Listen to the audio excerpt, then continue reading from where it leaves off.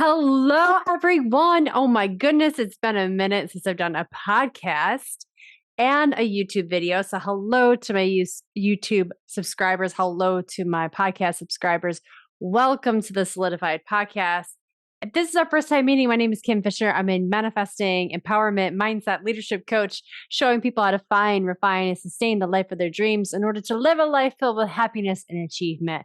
Welcome. I want to talk about something very important, and I want to give you 3 practical ways to do the most important thing I'm going to talk about. So, really, if you are serious about your transformation, there's a couple things you need to understand, okay? One of the things I always see people get tripped up about when they're on their path towards empowerment and self improvement and self observation, even and just learning about life and what they want and who they are and what their purpose is that the moment they encounter resistance, difficulty, challenge, they run for the hills. As soon as things get uncomfortable, as soon as we feel stretched, sometimes it's really easy to just flip the sign to close and get the hell out of there. And honestly, when you do that, you actually jeopardize and you risk your environment helping you grow. So those moments of challenge are the lesson. They are the teacher. So I've got a cute little phrase to help you think about and reframe yourself in that moment where you're feeling challenged. Okay. So the next time you have challenge, next time you're feeling resistance, I want you to recall this cute little phrase. And then I'm going to give you some questions to think about to help you reframe and study the moment of challenge rather than letting it trample all over you. Okay. And I also want to give you a personal example too of something that I went through so you can see how I use it in my daily life as well. Will give you inspiration to deal with it the same. Okay. So the phrase is this: if you're serious, you've got to get curious. If you're serious, get curious. If you're serious about your transformation, you've got to get curious about the resistance. Okay. That's how that works. What does this really mean? At the core of it all, instead of getting pissed off, instead of building up some story that you're a failure or that you don't belong on this path, instead of reading the resistance as a sign that there's scarcity in the world and you should stop, you instead need to flip or swap those emotions for curiosity. Curiosity keeps us engaged. Curiosity keeps us in a creative state. It keeps us in a solution-oriented state. It keeps us the witness and the observer. And that's a big part of it. Because if you can stay the witness, if you can stay in the observatory state, you will pick up on things. You'll notice little nuances about yourself. You'll question and maybe even laugh at your original reaction. And you'll invite in something very powerful in that moment, which is choice. And ultimately, we ask ourselves this question. Once you're curious about the resistance, you're asking either literally or energetically, is there another way to be with this moment? Instead of me getting so worked up, which is blocking my progress in and of itself. Like, never mind the fact that this project took a left turn, or this thing didn't turn out, or I got some bad feedback, or someone just quit the program, or maybe someone wants a refund, or whatever it is that isn't going right. That's bad enough, right? That's an unpleasant situation. But our reaction to it can compound that negative feeling. So instead of being reactionary, instead of being subjective and making a whole story about it and having a whole emotional reaction, you guys know what I'm talking about. I do it, you do it, we all do it. The difference is when you practice it, you recover quicker from these moments. So I absolutely still have moments where I'm like, whoa, I am pissed off, that this is not going the way I want it to. Or I am really worried now that, it seems to be that client doesn't want to re-sign up for a one-on-one. We have our initial reaction, but some people stay there. Some people stay locked in, and maybe that was you up until this point. Maybe you really let things knock you down. Remember, it's not about getting knocked down. It's about who gets back up on their feet ready to fight. To get back up on your feet, you've got to get curious. Getting curious is that rebound. It's that spring in your step. It's what keeps you fighting. It's what keeps the momentum there. Okay? The curiosity keeps us in the game, but it also takes the subjectivity out of it and the story we want to tell about life is so unfair and making us the victim, and switches us from victimhood back into conqueror. From why is this happening to me to, well, let's see what I can learn from this. So that's the first thing I want to land here, is that when you can swap your fear and your anger for curiosity about the resistance, about things not going right, you stay in control. You stay in the driver's seat. You are less likely to have your emotions take you into some silly story, into some false narrative. You're more likely to see things as they are and stay realistic, stay grounded, stay cool. And as a result, you'll waste less energy as well, because you're in the moment, you're present, you're not fighting against. That's what, if you're not curious and resistance happens, maybe you decided that you wanted to partner with someone on a podcast, and then last minute they're like, no, this isn't my jam, I'm so sorry. And although you understand and you wish them well, you're still like pissed, right? You're like, oh my God, we were supposed to do this whole thing. I even started to advertise that we're going to do this, and you're upset. That's resistance. So instead of just staying there in that and letting it suck energy from you and letting it get bigger and bigger, because remember, whatever you focus on grows. Where attention goes, energy flows. Where your energy goes, that actually gives that thing juice. So it's going to get bigger and better and smellier and hairier and take over, right? So if you have this negative thing going on in your life, why on earth would you want to pour more resources into it? So instead, we acknowledge the initial reaction. Sure, it hurt. Sure, I'm pissed. I'm a little scared, and here we go again, right? I'm going to give myself 30 seconds to feel that, and then I'm going to get curious. Because if you're serious, you've got to get curious. Curious puts you back into the driver's seat. Curious keeps you engaged and calm as a cucumber, okay? I experienced this probably not even in January. It was January of this year. The chef that used to cook for me, we were friends. We had a little bit of a falling out. Our energy wasn't really aligned anymore. But when we finally had a conversation about it, I really wanted to take the business to a more professional height, different energy, different direction. And my chef friend at the time, that was new to her. I never brought her in on it. So when we finally had the conversation, she was like, you know what? After hearing you, I love the direction you want to take things. It's just not for me. So we came to a very beautiful, amicable, respectful close, but it was a close nonetheless. And so here I was, if we had done like 6, 7 retreats together. So I was out a chef. I was out a partner, someone who really knew how to do it and throw down really well in the kitchen. So initially, I was really sad. What am I going to do now? And so there was definitely a moment where I struggled with seeing the positive and was hurt and frustrated, all the time we spent together, and you don't want to keep growing with me. What the heck, But honestly, I let myself feel it. It made total sense. It was valid that I had those reactions, but I did not linger there. I want you to really hear that. I allowed myself to feel it. I respected it, loved that part of me, but I did not allow myself to linger there and create bigger and bigger drama, more stories. Instead, I just got curious about it. I said, all right, what can I learn from this challenge? What can I learn? And what I learned about myself was even though it was a really difficult conversation, I can have them. I also learned that sometimes it's okay for people to exit even beneficial, fruitful, revenue generating situations. If the people aren't aligned, they're just not aligned.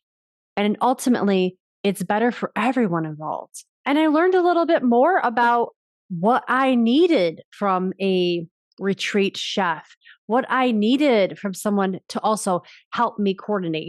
Having that conversation with her forced me to look at, well, who else do I want to bring on? And what is the vibe I'm looking for? Can I articulate that to another team member? Do you see my willingness to stay curious and open-minded? Let me learn a lot more about myself. And ultimately, I was able to reach out not long after that, probably 2 days later, you guys, to a local venue, which put me in touch with another individual who is now my retreat coordinator. And my retreat coordinator just recently helped me find a professional chef who does this for a living. And our retreat that we all collaborated on just a couple weekends ago was a incredible success. It was so incredible. I was moved to tears one night just looking across the table, seeing an event coordinator and seeing a professional chef at my retreat. I'm like, oh my God, this is the leveling up I was seeking. So, where could you adopt this mindset? Where are you right now in life? Focus so much on what's not working. Because sometimes we get really stuck there, right? So, where are you really focused on what's not working, and therefore pouring more energy into it? Really, just seeing that it doesn't work more because you're adding energy and focus to it, and instead could swap the energy that you're feeling for curiosity. Because if you're serious about your transformation, you can't stay pissed off. You can't stay negative. No, you cannot afford to, right? You've got to get curious. It puts us back in the driver's seat. It helps you take ownership. And if you ask yourself these questions, let's get into the tactics here. You're going to be set up always for success, no matter what resistance, challenges, setbacks come your way, right? That's resilience, baby. That's empowerment. So, number one, when stress comes your way, when things don't go the way you expected, when there's a bump in the road, however you want to refer to it, I want you to reframe. That's number one. Reframe. A good old fashioned reframe means you're going to ask questions like, what can I learn from this? How can I grow from this experience? And this shift in perspective gives us insight into the lessons that can be learned. Instantly, that reframe, I mean, we've been talking about it this whole podcast, but those are the main questions. Like, what can I learn from this? How can I grow through this experience? Is going to instantly set you up for success and get you into a solution mindset, growth mindset, abundance mindset. You're not going to be the victim any longer. You're going to take ownership back of the moment. And one of the most important lessons that I have been learning this past year is to ask myself the question, who am I being in this moment? When things are going wrong, you're going to learn who you really are. You're going to see all of your little shortcomings. So, reframing is really critical here because we do want to learn about ourselves. We want to see that little snotty brat side of us that comes out when we don't get our way. We want to love her, honor her, and at the same time, we want to ask ourselves, how can we do better? How can it get curious about that brat that comes out when she's hangry or when things don't go well, right? Get curious about that so that you are continuously growing. The next time something happens or things don't go your way, are you going to act the same way or have we leveled up our reactions? That's what it's really about. Who are you being in this moment? How can we learn to improve our skills? Because guess what, baby? Until you learn the lesson, that shit keeps coming. That's how it works. until you learn how to reframe and shift into curiosity, the lessons that keep provoking you are still going to come because, well, quite honestly, it's not the lessons that need to change. It's you who needs to change, right? You get that? The lessons could keep coming, but if the student is still the same, you're always going to perceive the lessons as, oh, here we go again. Why is it always raining on my side of the fence, right? Like the student needs to transcend and realize that, okay, here's a challenge. Blessing accepted. I can't wait to see what I'm going to learn. Okay. So that's the perspective shift you need to have. All right. Second thing is embrace the unknown. Embrace the unknown. I want you to get a little bit more open ended here and explore questions like, what haven't I considered yet? What outcome haven't I considered yet? Or how can I approach this from a different angle? What else could be true here that I'm not even looking at? I'm so focused on this going wrong that I have totally been blind to all of this other amazing things that could also possibly be true over here. Embracing the unknown, embracing curiosity, and letting that usher you into the territory of, I am now aware of something that wasn't initially apparent. Okay? Beautiful. Number 3, practice mindful awareness. Mindful awareness is really getting you into the mode of practicing how you're feeling in the moment. So, getting us out of the subjective story of the moment and entering the body in a way to assess how you're feeling and really getting us in touch with a kind of quasi meditative state where we're asking, how do I feel? What are my emotions? Where in the body is this showing up for me? How is my body responding to this challenge? Are my shoulders up near my ears? Have I stopped breathing? Am I breathing just with the upper portion of my chest? Can I drop the breath? Right? Can I drop my belly down and out? Can I breathe fully and deeply with my diaphragm? Can I unclench my jaw? Open it up here. Relax the muscles of the face. How is my body responding? This is going to teach you a lot about that moment. It's going to teach you a lot about yourself too, and get you really in tune with how you are in that situated moment. And again, this is all in the light of curiosity. What am I feeling in this moment? How is my body responding to this challenge? This is going to help you develop a new relationship. Yes, to thought, but also to the patterns of emotions and physicality and energy that show up in your body. So it will help you in the long run, right? Because if you are in a place where you're constantly stopping your breathing, well, that increases your stress. Okay, well, I'm learning that when things don't go well, I tense up my jaw or I clench and then I get headaches later. Through this practice, you're learning about yourself that, you know what, this could still be going to shit, hell in a handbasket, but I'm going to relax my body. I'm going to take some deep breaths.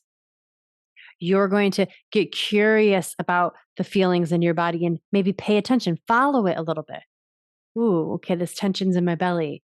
Oh, it just came up to my heart. Ooh, it's kind of in the back of my neck. Oh, interesting. Now it's down in my elbow, right? Like this exploring and curiosity of the stress in the moment is going to help you reframe, embrace, and practice that mindfulness that's truly needed to get back in the driver's seat and take control of the learning of the moment. If you can learn to be a curious person in this world, your learning will never stop. You will exponentially change and morph and grow into a very strong, malleable, resilient, smart, and grounded individual.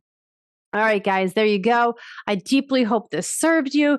Do me a favor, if you're watching this YouTube video, give it a like if you enjoyed it. Leave me a comment below. What's your biggest takeaway? I'd love to read. And while you're at it, don't forget to hit that subscribe button. I appreciate it so much. Those of you listening to the audio, thanks so much for your ears and your attention. I would love to hear from you too. You guys know how to get a hold of me. I will see you soon with another podcast episode. Mwah! Love you guys. See you soon.